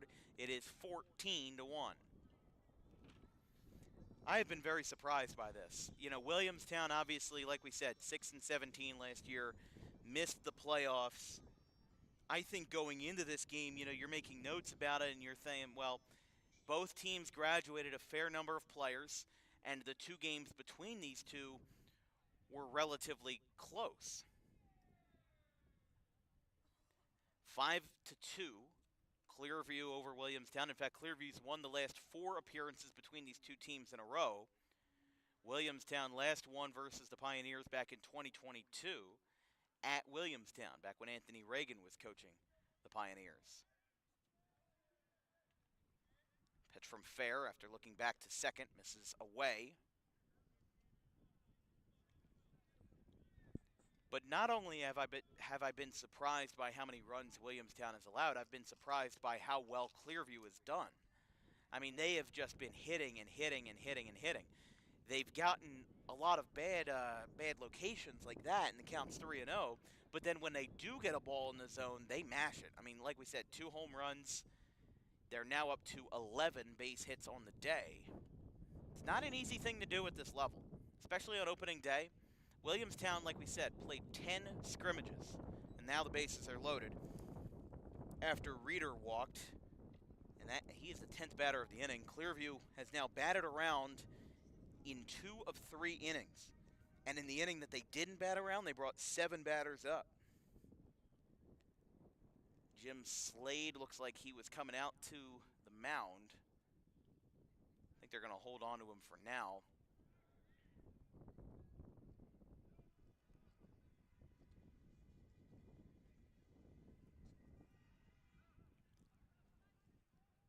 So Slade will be coming out.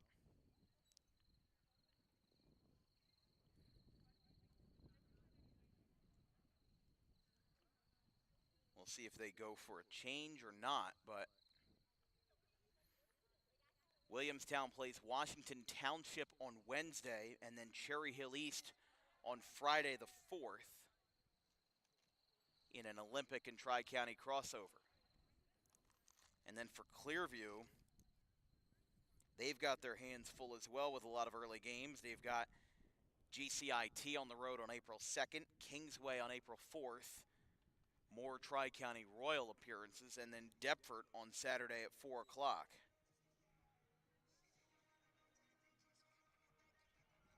Clearview does have a pretty good out-of-conference schedule. They've got Lower Cape May on the 17th at home. Rancocas Valley in the Coaches versus Cancer event. Strike called to Jurgen, 0-1. And then in addition to that, another Cal team in Egg Harbor. They've got Bridgewater Raritan on May 15th at Bridgewater, so they'll be traveling at least 2 hours to get up there. And then St. Augustine to close out the season on May 23rd. That will be our last game of the regular season here at Clearview. A game that hasn't been played between the Hermits and the Pioneers since May of 2021. Strike called. 1-1, 1-2 rather. Clearview was 7, 2, and 5 in the first 3 innings, and they'll still have one more inning to hit if this game goes down the road of a 5-inning mercy rule. Here's the pitch. Swing and a miss. Fair, after a quick visit, strikes him out, and the side is retired. Clearview does send 11 to the plate and scores 5 more. The game looking like it could be in their hands for good now. However, Williamstown will still need to take some more at-bats. It is 14-1 going to the 4th.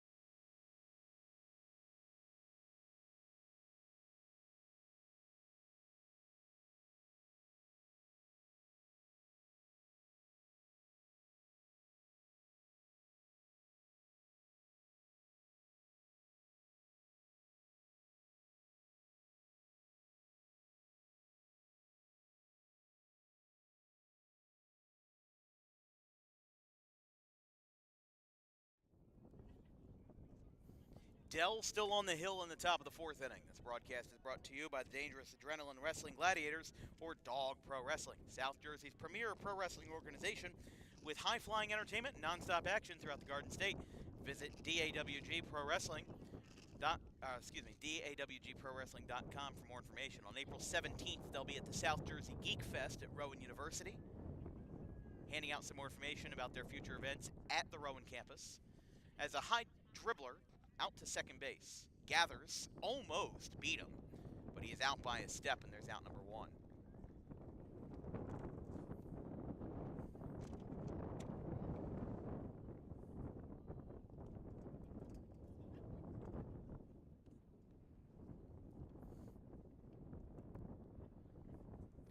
Clearview up 14-1 with a 5 spot in the 3rd. I mean, this has just been an incredible performance on opening day by the Pioneers over the Braves. Strike right down the pipe by Dell. Kearney grounded out to second base for the first out of the 4th. And now Pissarro. Grounder right back to Dell. Has to come up with it. Toss to first is in time. Out number 2.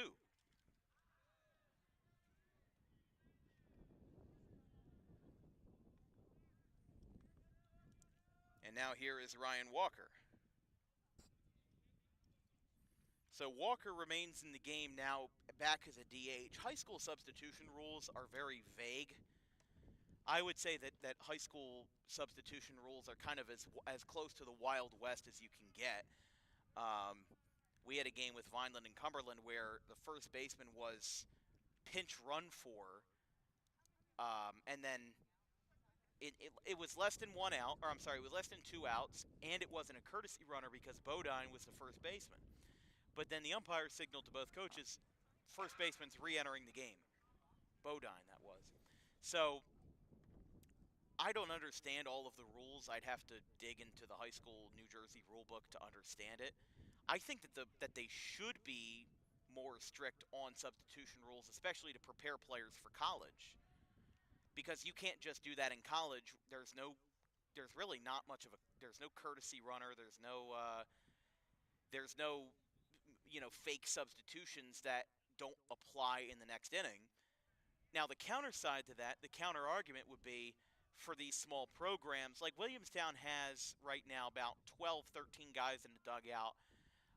Maybe they'd have more once the JV game is done, as there's a foul ball. But Clearview's got maybe 20 or 22 guys in the dugout.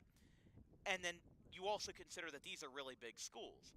If you go and look at a really small Group 1 that might only have 14 or 15 guys, a lot of the substitutions are 1-for-1, where the shortstop will move to the mound in the third inning and the pitcher will move to the shortstop spot. Those teams that are very limited in their resources might like a substitution rule that allows them to keep their players in the game for longer, especially when you consider that, some of these schools are very lucky to have this many players on a team, like your Gloucester Catholics and your Kingsways, and in this case, Clearview. I mean, their dugout is packed, and they've got a JV game going on behind them. How about that? Dell knocks it down. Throw to first is in time. Inning over. 1, 2, 3 for Dell, including 2 shots right back at him. Clearview will look for some insurance as they look like they may be on the way to a 5-inning mercy rule. It is 14-1 going to the bottom of the 4th.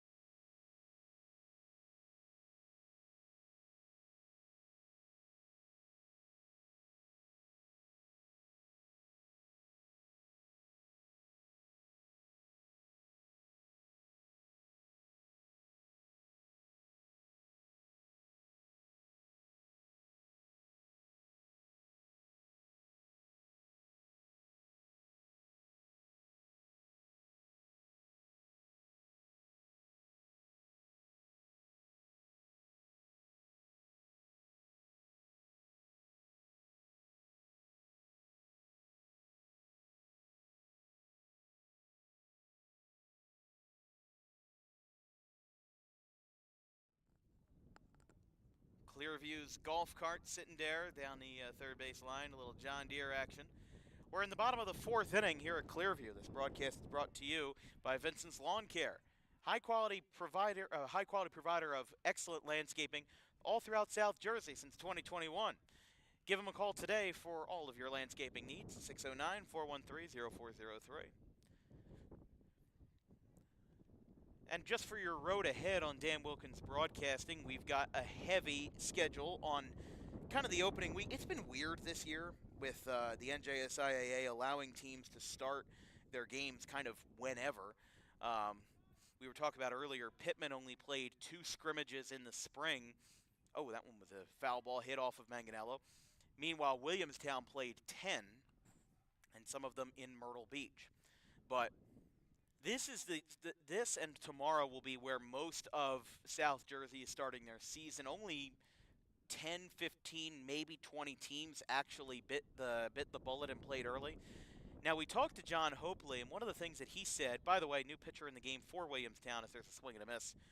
I should have noted that before. That is number, I think that's 27 out there. I apologize, folks. I would have you an answer right away, but my lineup card flew away and is probably over in Burlington County right now. That is Braden Kearney, the sophomore left-hander coming in.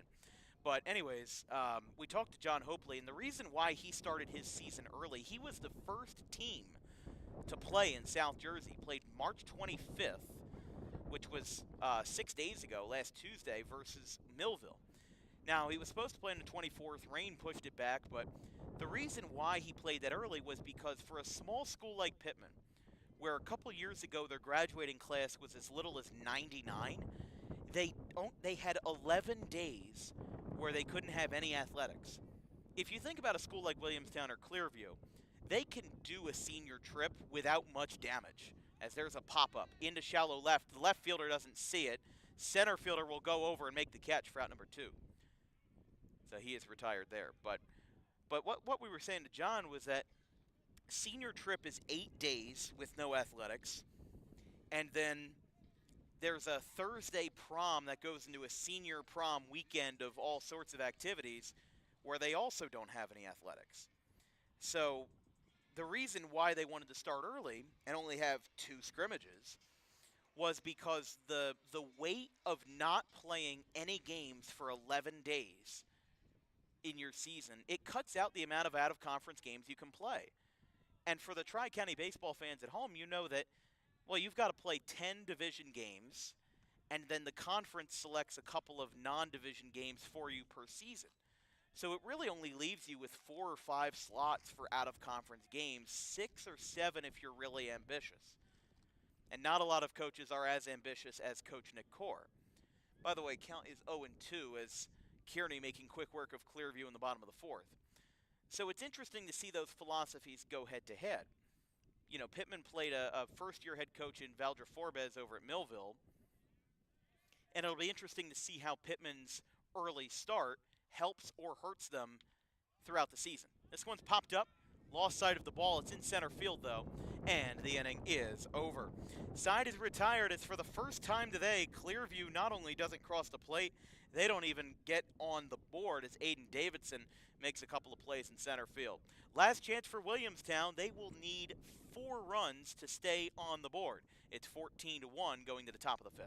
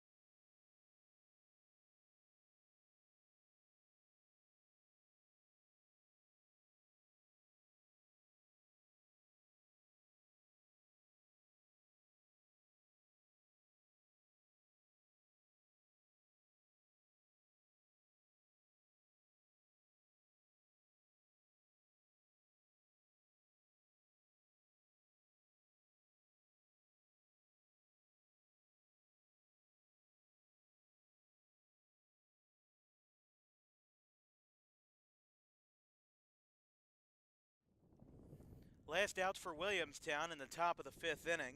Clearview with an offensive barrage. 7 runs in the 1st inning, touchdown and PAT, and then 2 more runs in the 2nd, 5 in the 3rd. 13-1 game.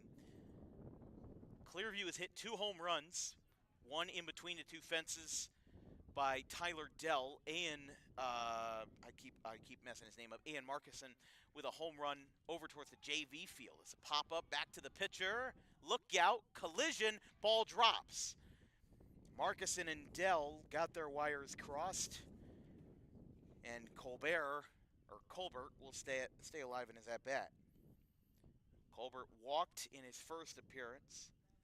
Williamstown's only run was on a wild pitch. In fact, according to my record, they do not have a hit today. They actually don't have a hit today. They have a couple of walks. The one run scored after an E6 and then a walk, but there was a fielder's choice. Walk in the first, 2 walks in the first, a fielder's choice. Walk in the 3rd, and then, yeah, there you go. So could be looking at something here. Strike called. It'll be Colbert, Manganello, and Romero.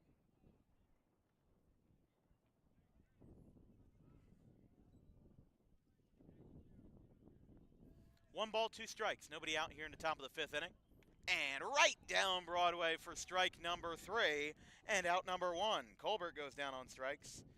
And now here is Manganello, the catcher committed to Immaculata, the Division III university.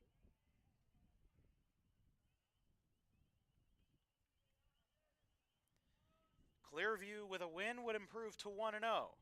Williamstown would go to 0-1 going into their matchup at home, their home opener versus Washington Township on Wednesday. That one goes right past Dell, skips over the fence. Clearview plays GCIT in another Tri-County Royal tip at 3:45 over in Sewell for GCIT. Woodstown wins 12-2 over Pennsgrove. The Panthers beat Clayton 15-0 as there's a foul ball. Northern Burlington broke the ice. Luca Menino with 12 strikeouts. It's 1-0 Greyhounds in the 6th inning. Hackensack leads Clifton 9-2. There's a lightning delay over there in North Jersey. Up high, 2-1. Like we said, there's a handful of games, actually a great deal of games up in North Jersey delayed or even postponed due to the weather. I'm very glad that we're down here down south covering this game with Williamstown and Clearview. Ground ball, 3rd base foul.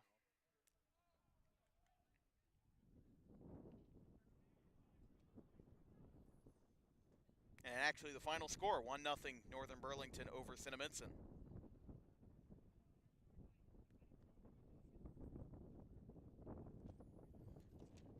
Dell stretches out. 2 balls, 2 strikes, nobody out.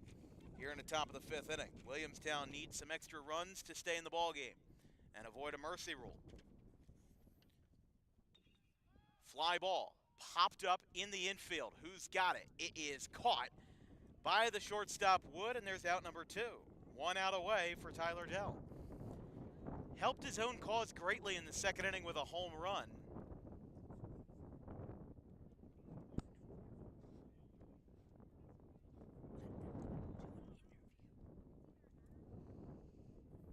By the way, at the conclusion of this game, stay tuned for the Dan Wilkins Broadcasting postgame show, brought to you by the Dog Pro Wrestling organization for the dog of the game. It's Tyler Dell.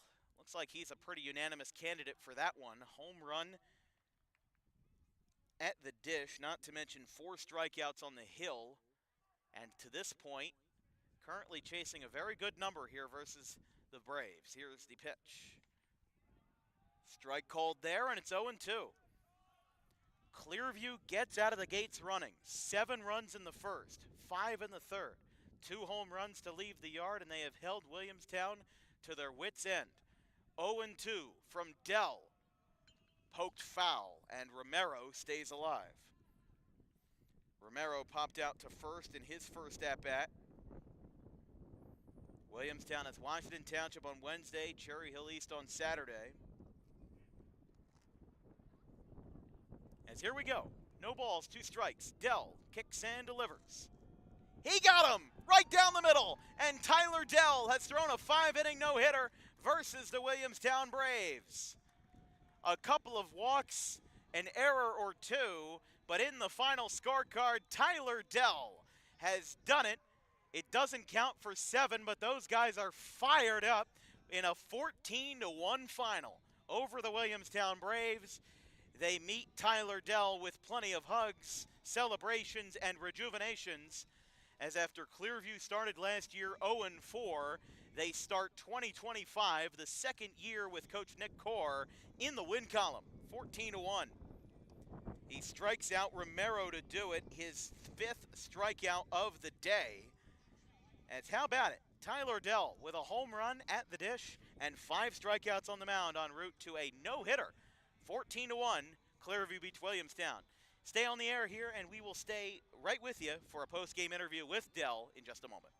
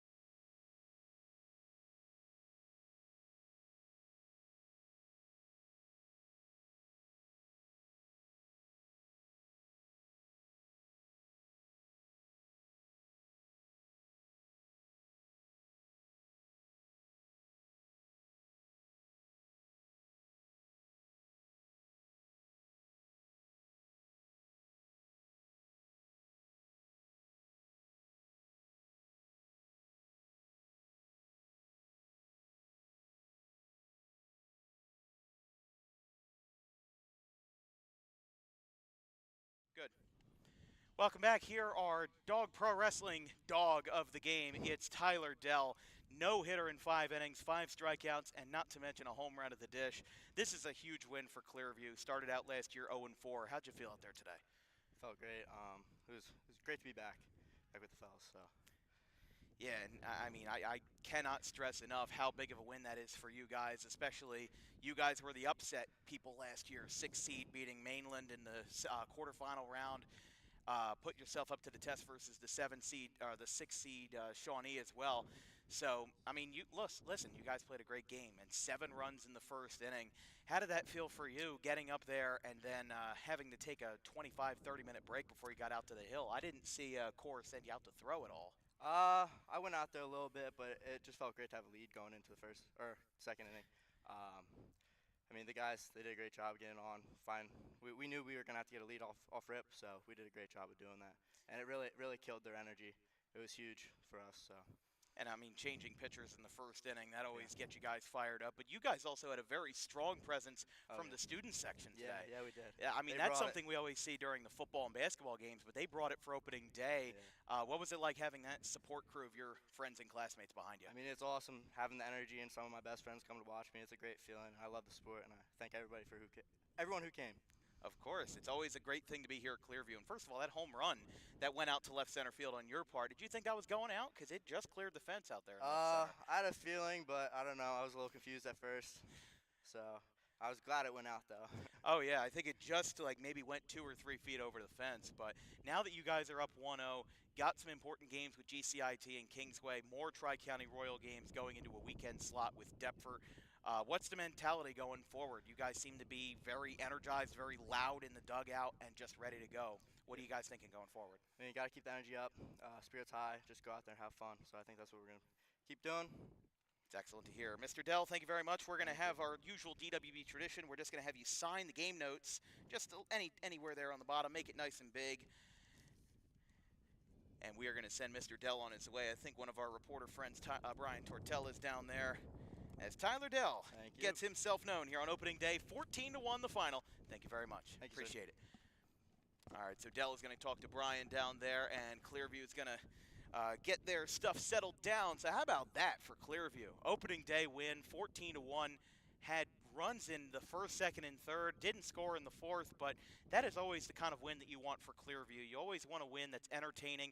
You always want a dugout that's supportive. And as we were talking about, that student section, they were yelling scoreboard, and you know, they were doing their little banner that you usually hear during football, and guess what? They applied it to the diamond here tonight.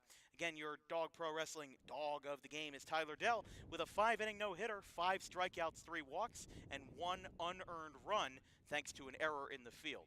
Clearview finishes with 14 runs on 11 hits, and they'll move on to GCIT on Wednesday, April 2nd. That'll be all for us tonight here on Dan Wilkins Broadcasting, as we will get out of here before the Storms nip us in the rear.